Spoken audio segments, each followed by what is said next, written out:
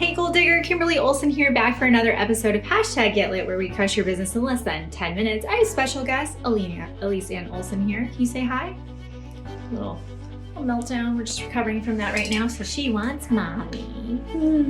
So we're going to talk about my favorite secret strategies to building up your first 100 true fans. So when I look back into this fall of 2017, when I first got on social media, you guys, I only had 250 friends on Facebook, and I didn't have an Instagram account or anything else. So I quickly realized that I had to be able to get that core group of people to buy into what I was doing, because they were going to share with their friends. They were going to be the ones to give testimonials. And then it just kind of snowballed from there, to be completely honest. So what I did is I started creating content and going live before I had the audience. So I would get like 30 views on my videos total. I mean, there was not much going on. But what I did is I thought, how can I offer a lot of value? So I have a background in nutrition and personal training. So I thought, I'm going to do a pop-up Facebook group and see who wants to set some goals for 30 days, and I can come in and motivate them and offer some value. So that's what I did. I had 100 people in my Facebook group. It was just like a pop-up quickie. And what happened was, I showed up, I offered value, I motivated them, I cheerleaded for them, I kept pushing them. And this was really, really important. I knew everything about those people. I friend requested every single person who got my group, because they would add friends, right? People I didn't know. I also turned all of them, I put them all on a friends list so I could see just their content. So I liked their post. At the time, stories wasn't really big. I knew everything about them. I knew what their goals were. I knew what they were trying to accomplish. I mean, I knew so much about these people. And those were my first 100. That was like my first core group of people. So what I would encourage you to do is we just did this in the previous video, so go back and watch that one, but you need to find your niche first. Like, are you going to be health and wellness, clean beauty? Are you going to help people with mindset, self-development, parenting, like money? What is going to be your thing? And then you have to say, and who are my people, right? Who are my people? Who's my tribe? Because when you think about who you want to work with, you don't want to think about who needs you. You want to think about who you want to work with. Okay. And you want to get really clear on that person. And you want to say to yourself, okay, this is who I want to work with. And then how can I serve that person? So if you want to work with moms who are maybe budding entrepreneurs, who have an influx of income that they haven't had, and you want to help them to be financially sound, you want to think about, what kind of content could I create for that person? So I'm going to give her budgeting tools. I'm going to give her, how to rock the grocery store. I'm going to talk to her about how to cash flow college, because that's important to that mom, right? I'm going to talk to her about setting money aside for taxes. Maybe you have a 5-day money mindset challenge. Awesome idea for a first pop-up Facebook group. I'm all about Facebook groups. You guys know this.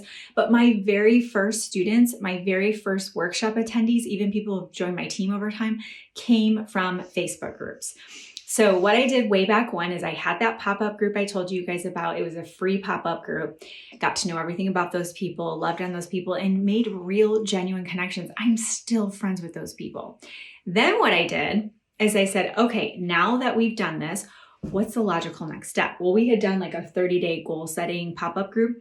The next step was, okay, it was New Year was coming. And I said, okay, how many of you have ever done a vision board before? And they were like, no, but I want to. I said, okay, I'm well versed in vision boards and have made them for years and years and years. I will go ahead and teach you how to do a vision board, but I'm going to charge for my time, because I was working full-time at the time. I also was carving out 90 minutes on a Saturday morning. So in order for me to, feel that it was worth to spend that time, and I could see that the value is high, I just charged like $9, guys. Like, it was not a lot. And that's how I monetized my brand to start. And it was from the people in the Facebook group the month before, that 30-day pop-up. Those people, if someone spends $9 with you, they'll spend $90. If they spend $90, they'll spend $900. Eventually they'll spend $9,000. And it might seem odd, like, is that really true? Yes. If people spend a little bit with you and they get more and more comfortable with you, they will invest more money. And if you think about it, think about some coaches you've decided to work with, programs you've gotten into, you probably grabbed that $17 tripwire, which is the freebie that comes from the upsell. Maybe you're scrolling on Facebook and it was a $27 grab this thing on Facebook ads scrolling in your newsfeed, you're like, yes, sign me up for that. Got on their emails, and before you know it, you're registering for their program. So it is truly that beginning piece of how you lay down that foundation, okay?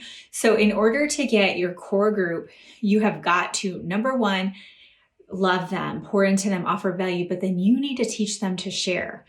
So you tell them, put this in your stories and tag me, tag a friend, add a friend, share this with people, invite people to the Facebook group. If you have them participate in a free challenge or a paid challenge or a free workshop you do, anything, take snippets of the feed where they comment, oh my gosh, this is amazing. Or they send you a message and ask them, can I use this? Do you give me, we actually have a form they sign that's legal, but do you give me permission to use this? And you start to get that brand awareness out there, that social proof.